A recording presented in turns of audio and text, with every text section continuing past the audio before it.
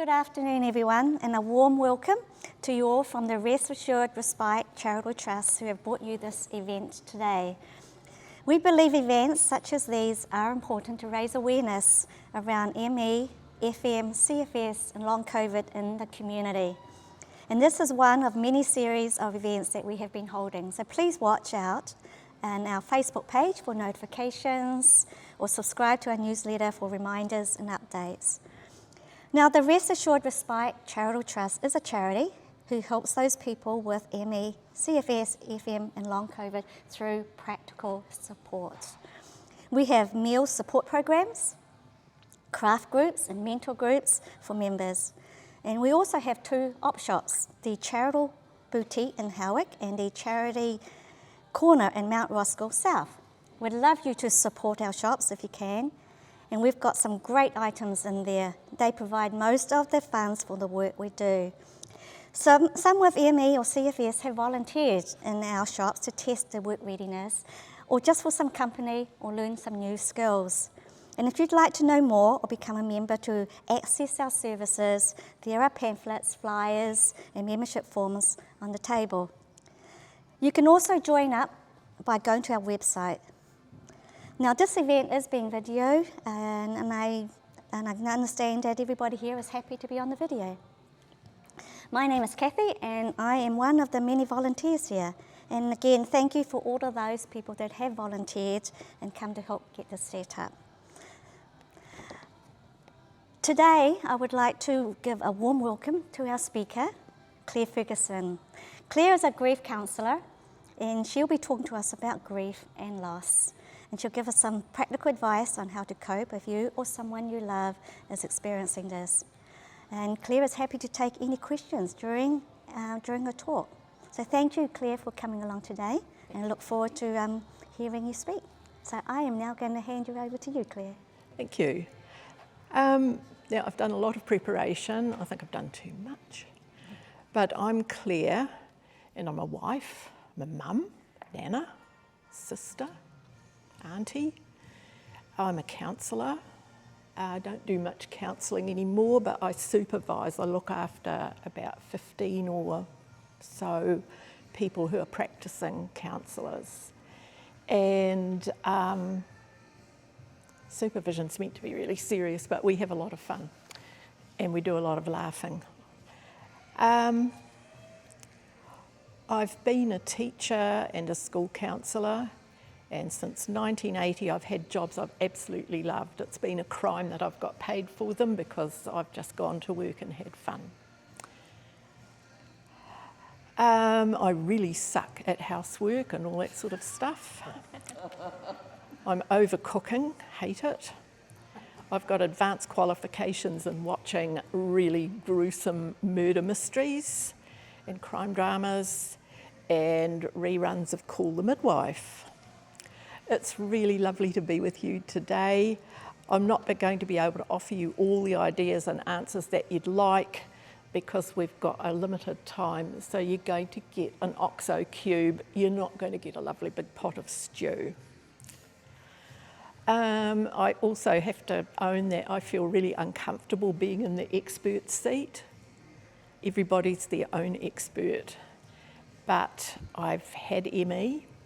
A long time ago. I've had viral meningitis and concussion, and they all mess with your head.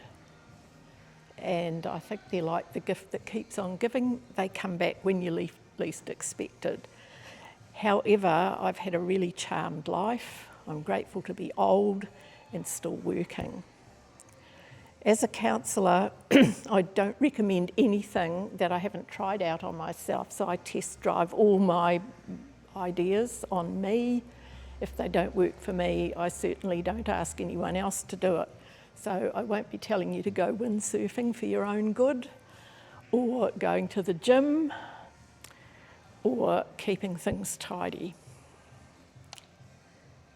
So if you've got anything you want to challenge, or you disagree with, join in. So I've set it out in 4 sections. And that's because my doctor said people will take away 3 messages. So I'm very democratic. You can have whichever ones you want. A bit about ME and its history. When I had it, it wasn't a real condition, and the only way they could tell you had it was they tested you for everything else. And people thought you were making it up.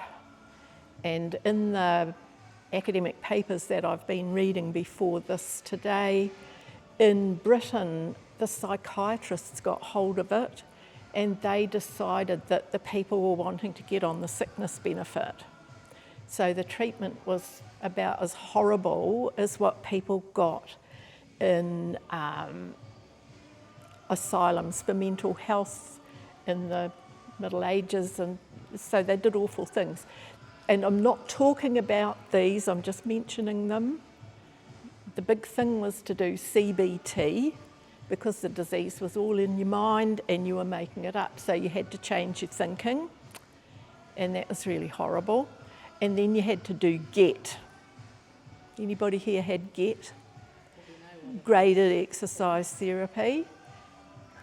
And yeah, in hindsight, I think that was so cruel, so cruel. Emmy's had a pretty bad rap in the press. You remember Tapanui flu, yuppie flu, all around the world people called it really derogatory names, and that is hurtful to the people who've actually got it and their families. So it's still stigmatised even now, and I'm lucky that my last two GPs have been sympathetic, helpful, and have had good ideas of how to manage it.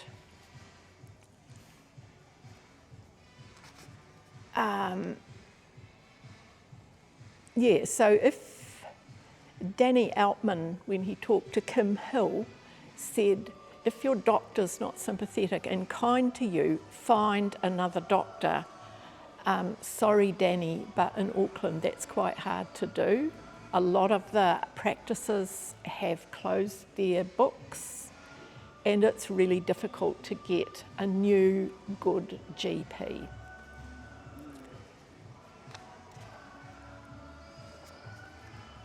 So, when we get ME, one of the things that we experience is loss.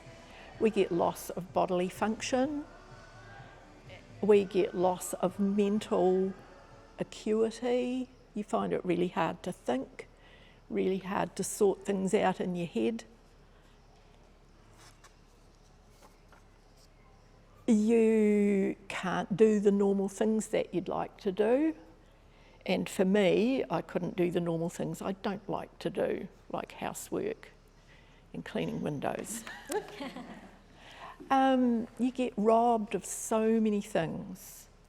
Your sleep, if you can sleep, it doesn't refresh your mind and body. You lose a lot of pleasures. It's blimmin' hard to go for a walk. It might be even hard to walk across your lounge and pick something up. Stuff like gardening, I found I couldn't knit, and that drove me wild. Playing an instrument, if you did do anything, you got really tired. So other loss, loss of other people's company. Some people I know that had ME lost their friends because the friends got tired of, just tired of them.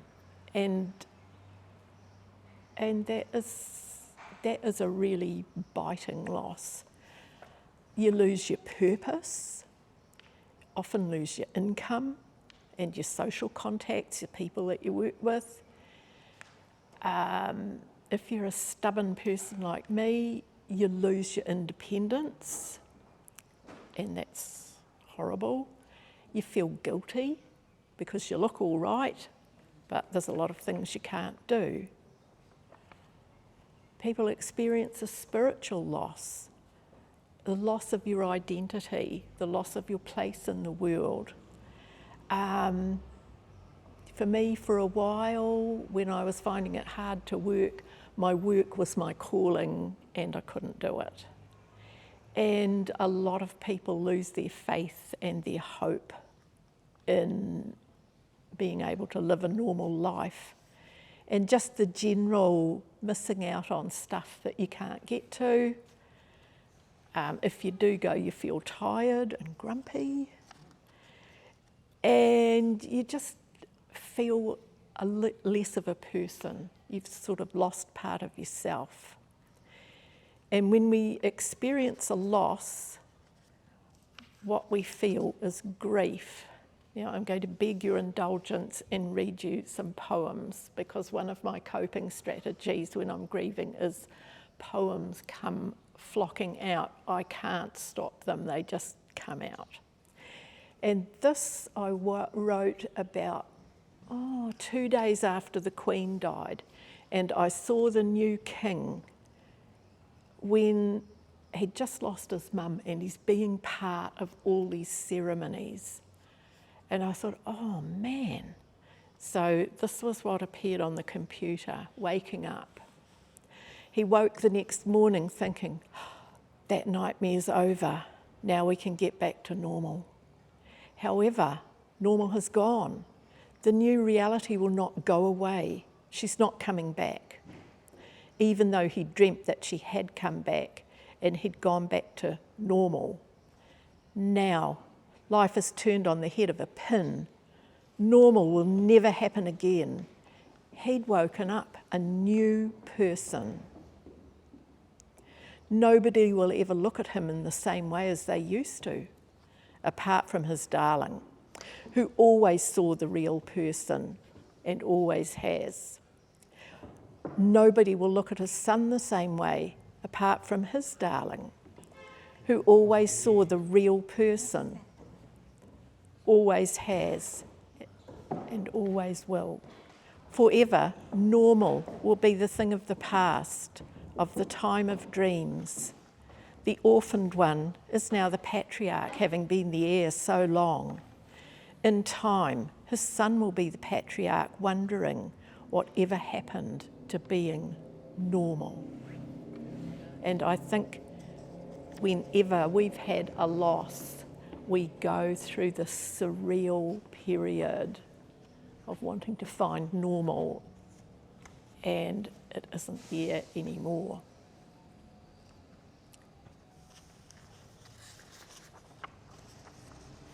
So when we lose something, we go through an experience called grief. We all experience it in our own way, because you've got your feelings, patterns of behaviour that are yours. But unlike the chicken pox, grief never really goes away. It's a shapeshifter. It sneaks up on us, and we catch our breath at its unexpected return. And I'll just break into that with personal thoughts. My dad died 20 years ago. I can't believe it yet. And talked to my brother about 3 days ago, and he said, you'll never believe it. I dialed Dad's number. I wanted to know something. And it's 20 years ago. So some losses never go away. We just deal with them. Now, some grief, like the loss through death, they're okay. They're sanctioned by society. Some aren't quite as acceptable, like when you lose your job, and that's going to happen to a lot of people in the near future. There's going to be a lot of people who lose their job. Lose your job, lose your income, lose your identity, your reason to get up in the morning. Other things that aren't so acceptable are the loss of a pet. And I know when my dog died, I found it jolly hard to get up and go to work the next day. I couldn't handle it. A lot of people around here have lost their houses and their possessions, in the unexpected floods we had. So they've got not only the loss of their house, they've got to find another one, and as one of my friends had to get their dog farmed out to a friend for several months. Other losses and griefs are also declined by society. You put your PIN number in and it comes up declined.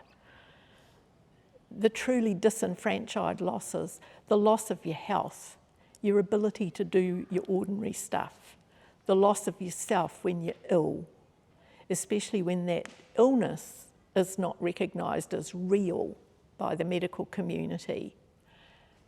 And one of the cruelest, the death of a secret lover that you've been having an affair with for a while. Nobody knows but you and them.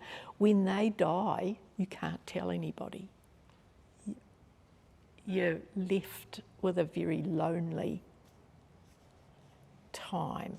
So these are the hardest ones. The grief from illness, the grief from those secret things, they're the ones that you have to carry almost by yourself. So different griefs affect us differently, and you've got another poem coming up. Slow cooker. Some things just take time to process, time to mull over. We bite off moments of joy, irritation, humour, gone in an instant. We chew over anger, disappointments. These soon pass, but the tough cuts, like the big losses, require slow cooking, choking us if we try to swallow them too quickly. Long, slow cooking renders the tough fibres softer, sweetens the bitterness, planes the sharp, rough edges. The core remains, becoming part of our being, enriching our substance, memories permeating like costly spices our everyday life. And I wrote that a little while after my mum died, when I was having a bit of a struggle. Now, you've probably all heard about Elizabeth Kubler-Ross and her stages of grief. And they were the recipe for what you went through when you lost someone or something. But in the last 20 years, people have done different work.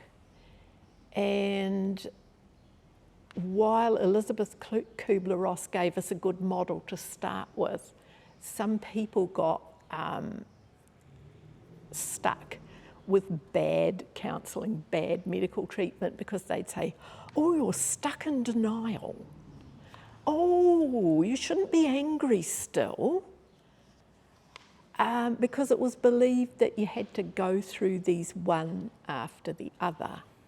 However, the reality is that you get some of them, maybe you get none of them, you might get all of them in a morning, you might get none for 3 weeks. And as an ancient person, I guess I've had a lot of losses over the years. Partly I feel the same when I hear about a new loss. In about a day, I recognise in my body that, we're on that journey again. Some that I thought would break me into pieces turned out differently. Came to terms with them quite well. Others surprised me with their intensity and the length of time it's taken to get to grips with. And I'm just thinking about the death of my mother a decade ago. I thought that I had done the work, had that addressed, went back to work. About 4 months later, one of my friends said, "Are you all right?" I said, "Of course I'm all right. Why shouldn't I be all right?" And they said, "No, you're not." And I sat down I'd said, what do you mean? And they said, you're different, you're not you, you're weird. I thought, okay. So we talked, I cried, I packed my bag and went home and went to my doctor. And she said, oh, I've been waiting for you to come in. She'd also been my mother's doctor, so the three of us knew each other well. At the time, I wasn't aware that anything was wrong. And as a counsellor, you're meant to know everything, read people's minds and your own, and I missed it. So I had 2 or 3 weeks at home, go back to the doctor, and she'd be sitting there and I'm saying, I'm not ready to go back. And she'd go, oh, thank goodness, because I was going to have a row with you otherwise. Yeah, so I spent that time thinking, didn't think about my mother, I thought about me and all the muck-ups I'd made in my whole life, and did a lot of grieving for them, wrote some really bitter, horrible poems, and then slowly got to grips with it. But the point of the story is that grief is really cunning. It's wily. It's like a sort of a weasel, an animal, and it sneaks up on you and bites you when you're least expecting it. Like when you're walking through the supermarket and there's Dad's favourite packet of biscuits and you go, bah! And people think you're mental. Probably right. Most writing on grief focuses on bereavement. Somebody's died. But we can apply the same ideas to dealing with any loss, great or small. Like, a few months ago, I lost a ring. I haven't found it. I've been through my house, I've turned it upside down, it made me do housework, which is a bit awful. But got the messages, grief's normal, we all do it. I think we all try to sort of sneak away and not do it, but it gets you in the end. It's not an illness, it's not a pathology.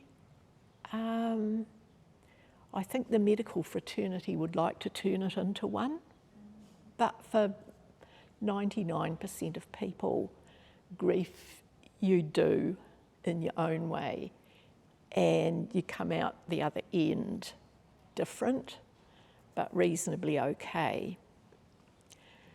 So it's a normal response, and rather than Kubler-Ross's stages, what we're doing is we're adjusting to a new reality, just like the king had to when his mum died. We have to reconstruct our world. That can be our physical world, our mental world, our social world. Lots of stuff happens when we've had a loss. So it's hard work, and that's why when we've got a major grief, we feel tired. And I mean, God help us if we've got ME and a major grief, we feel even tireder than we thought we could. So my next one, and these aren't out of books, this is out of my head. The next one is, don't let anyone rob you of your grief. It might sound weird, but it's actually the way we heal. It contributes to your well-being. Our friends and family and professionals might think, oh God, I'll go and see her, but she might still be crying. Or he might still be sitting in the corner reading last week's Herald. But that's okay. It's your journey, you do it how you want to. And people are often uncomfortable in the presence of grief, partly because they don't have the answer. They don't have something to give you to make you feel okay. But if they come and see you, even if they're not very good at it, Okay.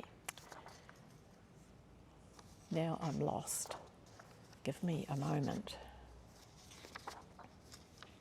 That's all good. Does anyone have any questions or anything they want to share? Yeah. What happens if you didn't understand grief and yet, like with chronic illness, you're still actually, and you've still got it like 4 decades later, but you don't seem to have processed way back there? What do you do about it? Because, you know, we're sitting in the same situation. Yeah. So it's not like something that's passing through. No. Like a death. So you're sitting and it must be a lot like that with a lot of chronic illness. With a lot of illnesses, yeah. You don't have, and I hate this word, but I'll say it, you don't have the closure. That's right, exactly. So is there a way you can let all of that you've talked about in those papers, how do you get closure from a situation? A, you never dealt with it back then because you didn't, you know, there was no way any of us understood, nobody. And yet you've still got it now. And so you want closure, but you see, even you're talking now, and I think I've got a problem, but honestly, the grief's still there. Yeah, it's still there. I mean, it's like that grief with my father. Yes. I thought until this year, right, yes, we've nailed that one, Robert's gone, but it doesn't work. We'll come to that in just a little minute. Yeah, so sometimes people, and it's like when you get cancer and certain other sicknesses, and maybe even ME, people tend to keep away because it's too hard for them. They just find it too challenging. And they'll come and try and cheer you up, and then they get grumpy because you're not cheering up on cue. It's like trying to get your baby to go to sleep when it's 3 weeks old, and no matter what you do, it's still bellowing. So I've been reading recently quite a few things on mindfulness. And I found this lovely book, Grieving Mindfully. It's in the list. And it is gentle, realistic. He covers a lot of your experience. But one thing he said is radically accept your loss and grief. Now, radical acceptance is the process of not trying to skitter away and get away from it. You can't hide from it. There's no wardrobe big enough to hide. It sneaks in under. So radical acceptance is part of ACT, acceptance and commitment therapy, and I quite like that because the therapist's not the important person, the person is the person who does the work. And it means being willing to accept the situation as it is rather than how we want it. It's like unconditional acceptance. And in the last month, we've had quite an interesting time as a family. My daughter-in-law had a kidney transplant, and her husband gave a kidney to another person. So they've been in and out of hospital with complications, which I wasn't expecting. And I said to my doctor, what do I do? They're in the hospital, they're not getting better, I'm really scared, they might die. And she said, no, what they're going through is sort of normal. What you need to do is sit down and take a deep breath and just say, okay, this is all going on, I don't like it, but it is what it is. And that's radical acceptance. And I might say that going from having blood pressure off the thing and feeling really shaky and horrible, once I got, it is what it is. It's not good, it's not bad, I can't change it, it is. There was a lot of relaxing and relief at that. I can't explain why. I have no idea why. But normally, we do everything we can to avoid pain and distress. But radical acceptance means we turn round, we stop running away, we turn round and we look at it. And the guy that wrote the Grieving Mindfully book said, there's nowhere to hide from your thoughts and feelings, so you finally stop running away from them and accept them. And I don't know that's an answer to your question. I think it's a part of an answer. Yes, I think that's cool, is to radically accept. Yeah. But it's kind of dealing with the stuff, isn't it, that happened back then that you can't seem to get over anyway, that you continue. But that's the sort of thing I had when my mum died, Yes. that there was all this stuff bottled up inside me. Disappointment, anger, frustration, paths I could have gone down and I didn't go for various reasons. And yeah, I had about a week of being really quite grumpy with myself. But once I got it out, it was better. Yes. But I think maybe it never goes away. Not fully. It'll turn round and wave to you, the grief. When you've had 40 years plus He's my husband. and it's still going on, Yeah, you get past that stage. you But get isn't- past I it, can don't you? accept now, but what still hurts is what you're talking about back then. Like, you've no idea. You know, you've got 3 little children, and it was horrendous. So, and you know, I've written journals, and when you're talking now, you don't cry, feel it. It's ridiculous. I don't want to feel that anymore. I mean, as you say, it was, but it was back then. But I haven't let that. Yeah, I cannot deal with the pain of that, of all of that stuff, and you know, radically accepting now, and And that disappointment. I oh, think so many the awful huge, things back then for but a lot of people, I think. You the know, horrible family. disappointment of having children, you Oh. couldn't parent the way you wanted to. Yeah, so Yeah. I guess as you say, you just, when it comes, you just recognise it. Yeah, and actually acknowledge it Well, that's and right. not go, oh, I don't want to see that. Look at it. Actually stare it down. And it's, you know, feel for Robin as well. Yeah, obviously. You know, you live absolutely. your whole life, but- Yeah. And for you, you're on that parallel journey, only you don't get all the fluffy attention. I don't know if there's a support group for spouses, No, there partners, should be. children of people who have got various illnesses. I think there's a real need. for And, that. well, it's just come into my head. We're in church, so it's probably that's come from God. That's right. There's online, like parents of children with ME/CFS. There are lots of Facebook groups, and you But can sort of not hunt them for, down. Yeah, not for those, Caregivers. for the men caregivers. yeah, and that's, Yeah. Yeah. Actually, I mean, Carers for people with ME/CFS, that kind of group.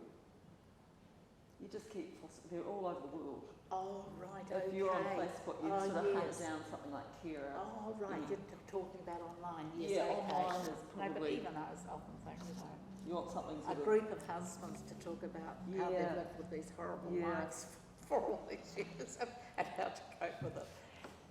And say I went through a cancer diagnosis, and the surgeon that I dealt with, she spent a session, she sort of says, I don't want to talk to you, I want to talk to your husband. And she had a book for him, and she spoke to him and talked about support groups and things. And you know, I mean, he didn't take her up on that much of it, but the support was offered. Yes. And I mean, in my situation, it's been an ongoing thing for 8 years. My husband was healthy, Yes. and then 14 months ago was diagnosed with mesothelioma, which is asbestos cancer. Yes. And yeah, within a short time. Yeah. Well, that's right. Yeah. Exactly. Sorry. No. It's, I mean, I don't know why I'm still here. I sort of, that's how I feel. Yeah, exactly. Mm. Exactly. He spent 8 years looking after me, and then, you know, That's so sad. sorry, but Thank you for sharing. yeah, it's, and watching him deteriorate, and you know, he couldn't cope with treatment and that, and he said, I don't know how you did it, and you know, he sort of turned down treatments and things because he just was getting so sick and so weak. Yes. And Yes, we don't understand, that's for sure.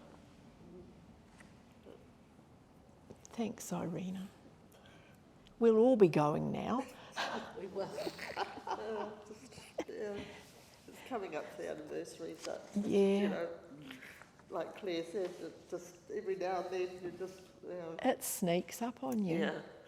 And you know, with friends and things, I would say 70% of my friends I no longer have because they can't deal with it. They Yeah. feel awkward. They're uncomfortable listening to me, and Yes. you know, And relations. yeah, that's right. Yeah, that's no, it's yeah. But you know, from the other point of view, I had a dear friend who I've lost him and his wife, and every time she was in hospital, he'd ring me up and say, she needs a visitor, and we know that you'll be there for her. And so, you know, it makes you a compassionate person and, you know, sort of know what people have been through and offer support if you can. So. Absolutely, and I think there's no two ways that people then do seek you out, knowing that you understand.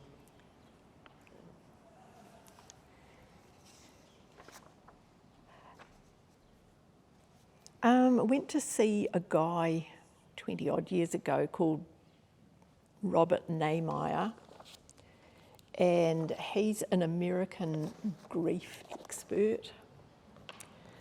Did a 3-day workshop, and I thought I was going to sit there and listen to this long diatribe.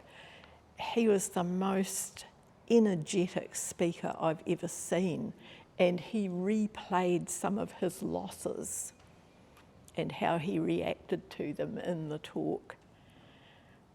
But his thing about grief is it's a job, and you're reconstructing your world. So you're doing 3 things. You're remembering the past, so you do that however you feel like. Photos, after a loss people make a memorial wall, you might plant a tree, talking, having a funeral, hoping that your friends will ring you up. So then the next bit, but it's happening at the same time, these things aren't a sequence, they're coming at you in every direction. Redefining the present, so that's coming to grips with your new reality and starting to reinvent yourself. And can I use you as an example, Irina? Irina, until recently, was one of a couple. Right, now she's turning herself back into a single. That is blooming hard work, because every time you open your mouth, you have to remember to say I, not we, my, not our. Sorry, Irina. No, that's right. But there's all those jobs you have to do. But gradually, you get to live the new normal.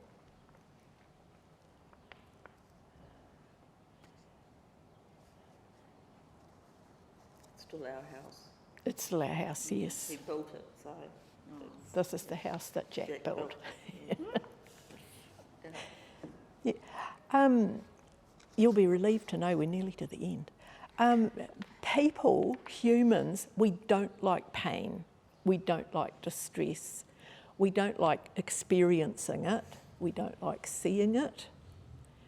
And we do whatever we can to avoid it. We sidestep, we run away, we hide in the wardrobe.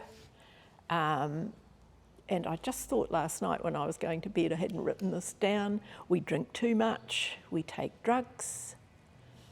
We do whatever we can so that we don't have to face that experience. And there's no quick fixes. I'll say it again, grief is wily. It's a real stinker. It pops up in front of you whenever you're least expecting it. I won't share my best coping strategy yet because you'll kick me out. Some people like to do their grieving alone, in private. Some people like company. Whatever. If you can get company, that's good. I'm lucky I've got brothers, so we ring each other up. And we've got these little things that on our parents' birthday and their anniversaries, we all text each other and ring each other. Am I allowed to swear in church? And we say, that old bastard went away and left us. How could he? He must have been a lovely man. He was gorgeous. But I do shout out the window. My old next door neighbour used to do that on her husband's birthday and his anniversary. You bastard, you left me. So there we go. And that's okay, that's a really good coping strategy, and it's better than drinking because you don't get a hangover. ACT therapy is sort of based in mindfulness. And I'm going to give you two things, or have we got, two things that ACT gives that I try and I use with varying degrees of success. It's never worked when I have to go to the dentist. So I do avoidance. I only go to the dentist when I've got an abscess. So the first thing is focusing on the breath. So we're sitting up nice and straight, breathing in, breathing out, really deep breathing, because often when we're stressed we breathe in the right up by our shoulders, and that's not very good for us because it puts our blood pressure up. So a long time ago I found this lovely book by a Vietnamese monk. It's all in the list. All in the list. Did you get a list? I don't think I got a list. Oh, well, we'll get you one. I think you're missing one down there too. And 3 pages each, don't we? Yep. So I found in there a little poem, and I used to write it on cards and give it to the kids at school that were upset, and they'd carry that in their pocket. And here's the poem. Breathing in, I calm my body. Breathing out, I smile through gritted teeth if you're going to the dentist. Right, dwelling in the present moment, the present moment is wonderful. And Thich Nhat Hanh was this Vietnamese monk, famous everywhere, did a lot of books on mindfulness, and if you can get hold of that, it is a little gem. What I like about it is there's lots of space, so it's nice and easy to read. Do you want me to? It's on the list. I'll get the list. Yeah. It's on this one. Oh yes, Yeah. third one down. Yeah. So that the kids at school found that really, really helpful. Just having that little poem to say while you're breathing. You can actually breathe without it. And there's a thing that's not on the list that I like, and it's on iPod, on podcasts, and it's Slumber Studios. And they're little talks that people give and it sends you to sleep. But if you look, now I've forgotten because I've got brain fog. Okay, so we've got our breathing, and that can be really helpful. The other thing is defusing, and I was going to have the whiteboard for that. Right. It's an effective way to deal when you're anxious, angry, stressed, depressed, all the horrible things. So we begin, you're sitting there thinking, and you say, I'm angry. Okay, that means that the whole of you in all your cells is angry. So we want to distance ourselves a bit from it. So I'm feeling angry. So I'm is separate. Feeling angry is a step away. So I'm angry. I'm feeling angry. And the next step is, I've noticed that I'm feeling angry. So then that anger is 2 steps away. And it's a way of saying that's not my whole being. I'm still me. I happen to be angry or sad or blooming scared. And then we can get it really sophisticated. I've noticed that I've had the thought that I'm feeling angry. So you're observing yourself from a distance. You're observing yourself thinking, feeling angry. So it distances. It still doesn't work at the dentist's. Nothing works at the dentist's. And the last little bit, just going to do a bit of thinking about thinking, because we all think. And one of the books in the list is called Get Out of Your Mind and Into Your Life by Stephen Hayes.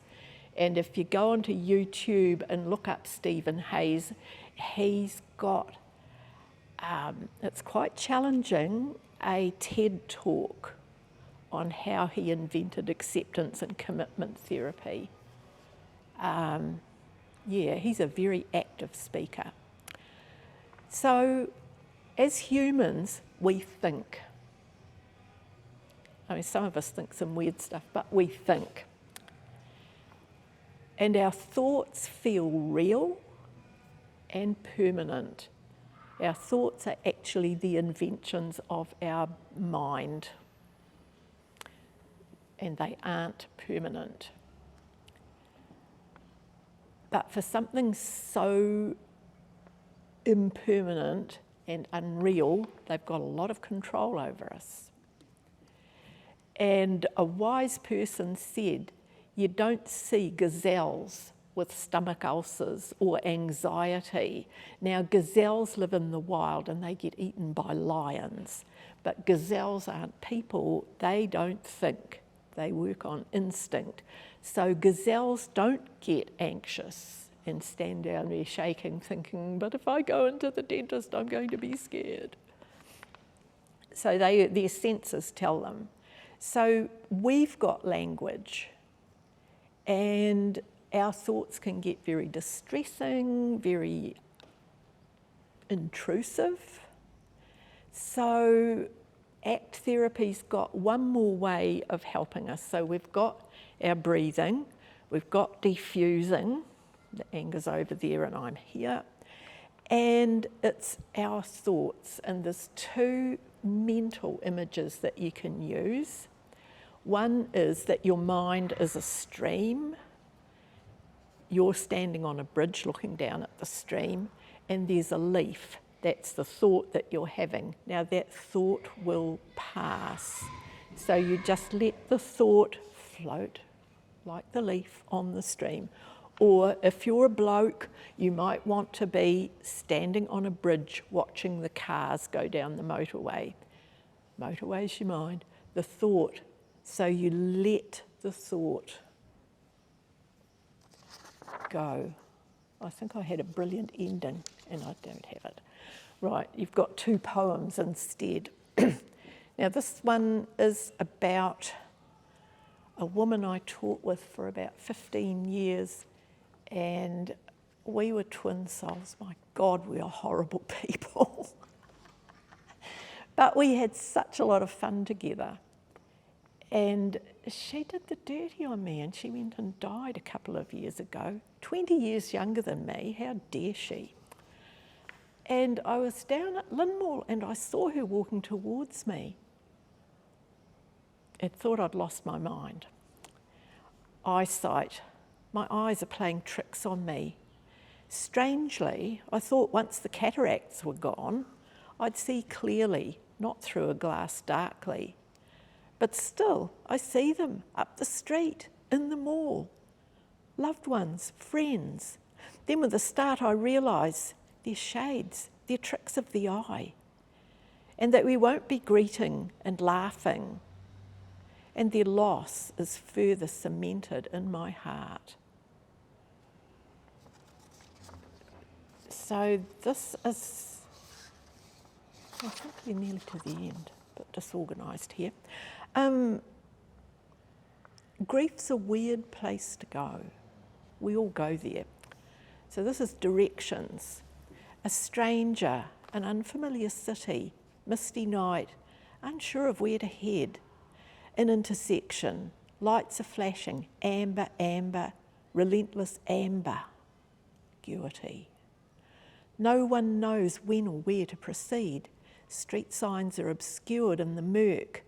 Stranger hesitates, unsure whether to go ahead, continue on the same path, take the left or the right turning. Is the left turn the right turn? Don't want to end up on a dead-end street. Other drivers who know where they're going honk stridently and impatiently. The stranger continues to hesitate. Too much cross traffic to risk moving. Do I go straight on for a while? Or right or left?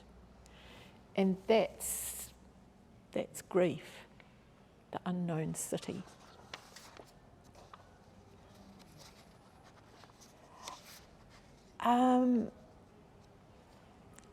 Sometimes when you're grieving, you can get really stuck.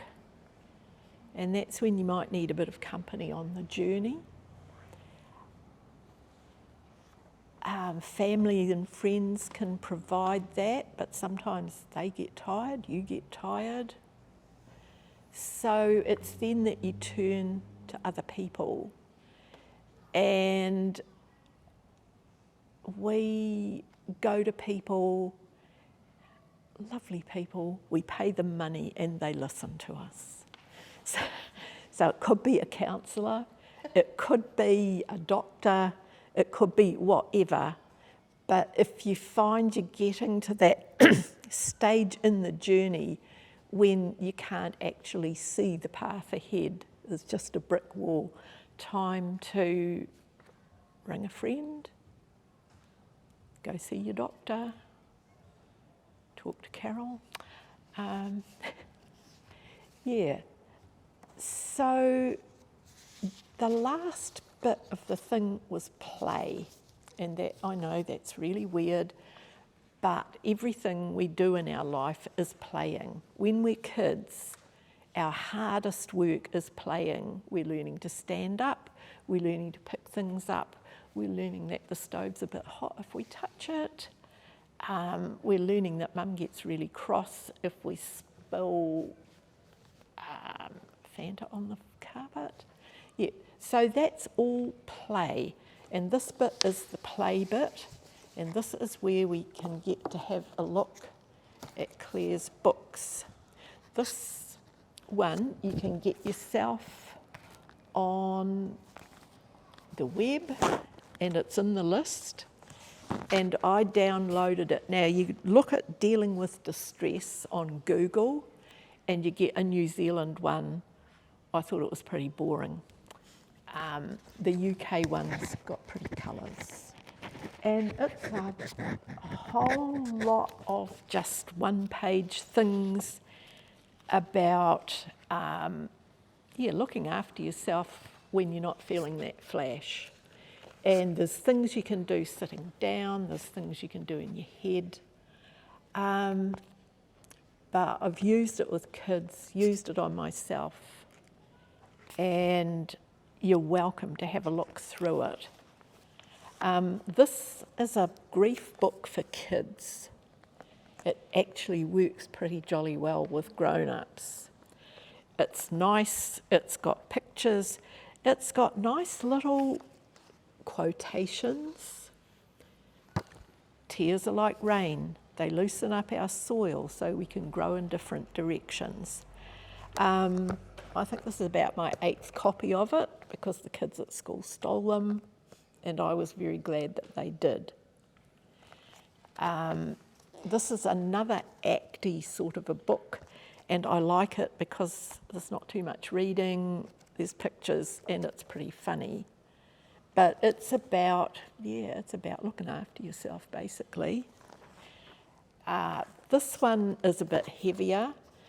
The front bit is for people who are grieving, and the second half is for people who work with people who are grieving. But it's got lots of quite good ideas of looking after yourself.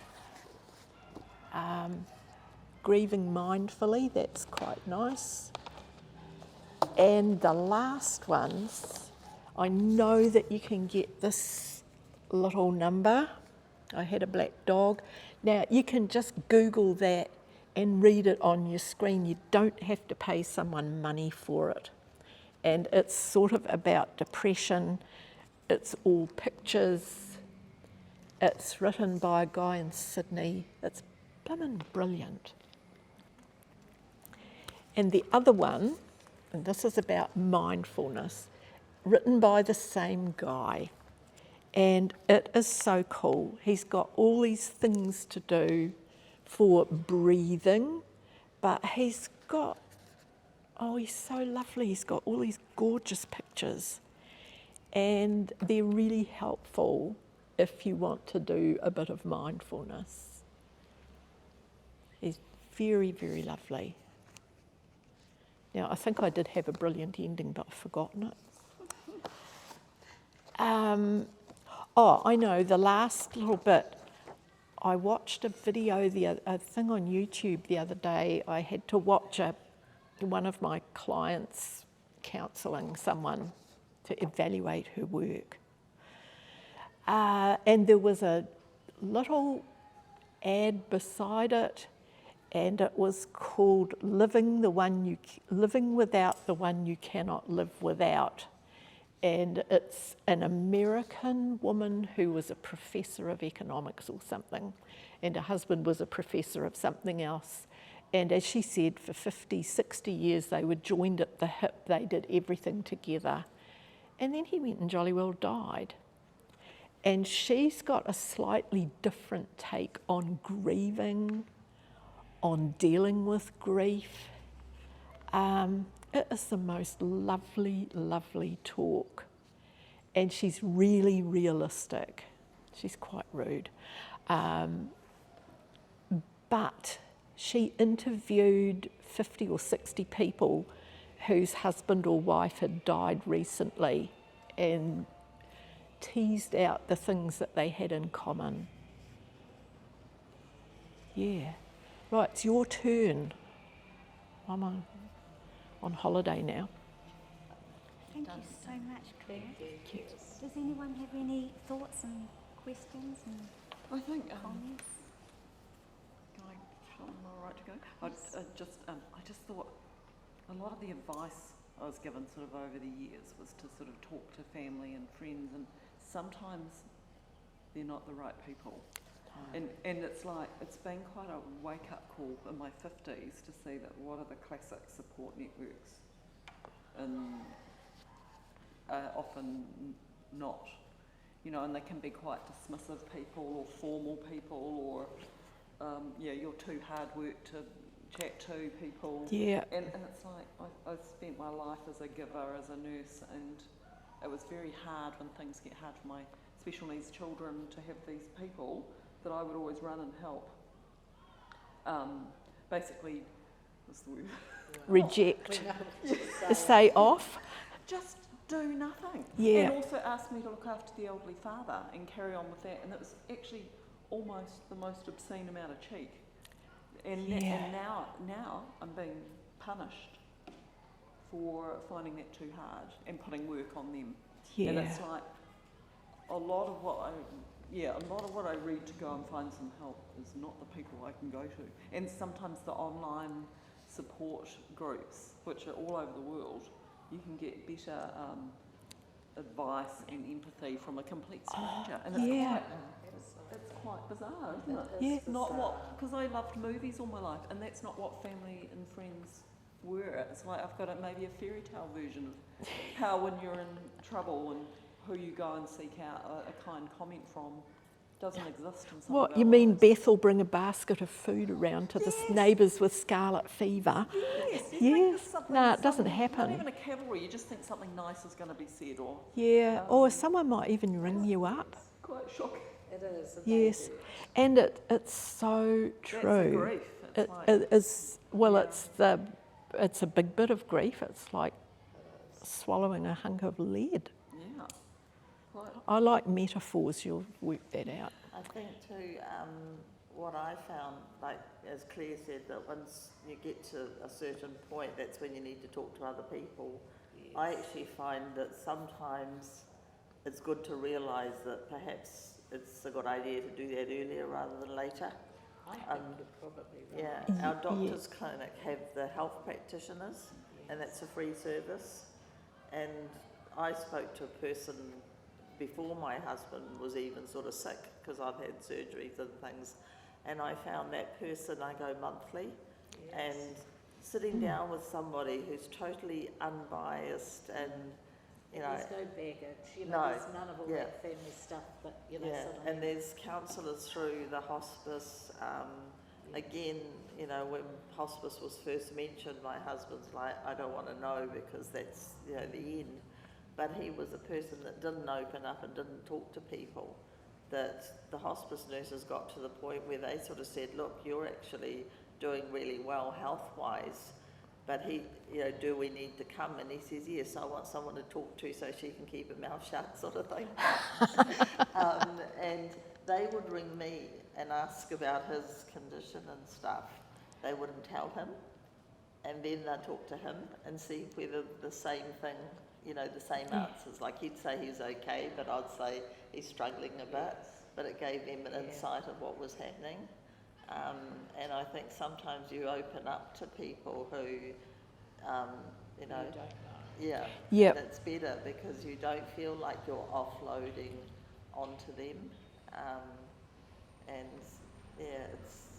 then some people say, why are you still seeing these people? It's like, because I want to and it helps. Why are you still eating? Yeah, exactly. Why are you still drinking coffee? Yeah. the comments you get are amazing, aren't they? Yeah, Yeah. yeah, people are comments- horrible. And Yeah. I've lost faith in people because of maybe my romantic view of everything. That actually, when you need some help, sometimes people are quite blunt or not interested, or it's been quite. it's Haven't you quite got scary. over it yet? Yeah, Yeah. that stuff. Yeah. To do. Come and have a go at tennis. Yeah, why don't you get out and do something? Yeah. Yeah. Oh, Christmas with us and the children and the grandchildren and whatever, and you'd rather be alone, sort of thing. So, yeah, it's, yeah. Love no, us it's, and Wrap serve around. us.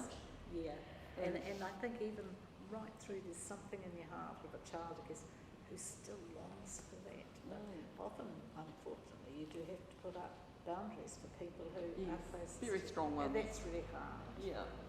Isn't there the saying that, nobody understands until they've been through it and you wouldn't wish it upon them?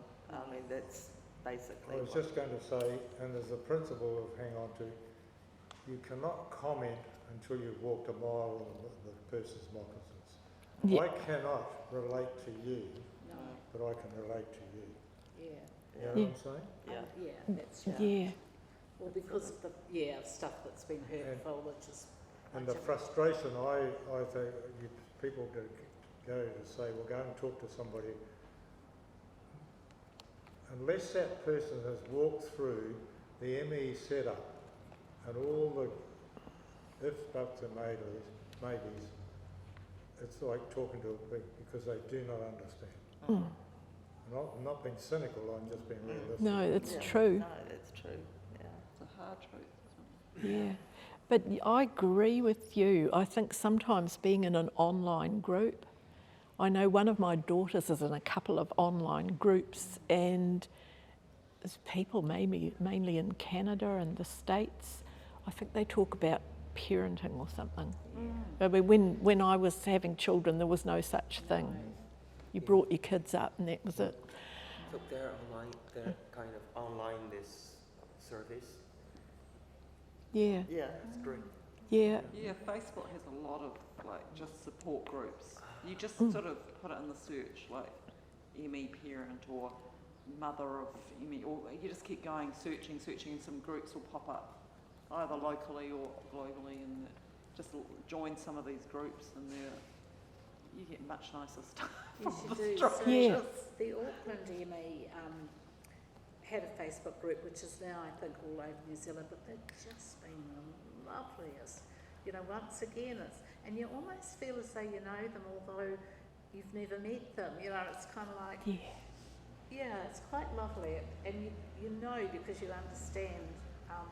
But yeah, it's cool, although it's changed because, of course, now it's all the long COVID people as well. So there's lots of Yeah. And I think long COVID was sort of a blessing in a way, because it made ME, CFS and all the rest of it. Oh, so that's what they've been going through. Oh, they haven't been making it up. I think even if they don't tell you that, even, you know, some of the people that perhaps have been hurt by, I think they must be thinking, oh gosh, we got that wrong. Yeah, I think a lot of doctors have realised. Yeah, I'm sharing this kind of feeling and experience to a stranger. I mean, it's better than to share to the family members or relatives. yeah, If it's someone you know, it's hard to open. yeah. I think that's true. And I think that's why it's really great that schools have got counsellors, because kids can go and talk in confidence, they hope, with someone who doesn't know their family, doesn't go to their church, is completely there just for them. That's only in secondary schools, not primary. I'm supervising some people who are working in primary now. The That's primary the big schools school. are starting to be able to take them on. The government's funding it a bit. And also the people who are in training can get their placement at a primary school. So those primary schools get that service and don't have to pay a lot of money. But yeah, so anyhow, thank you so much for listening.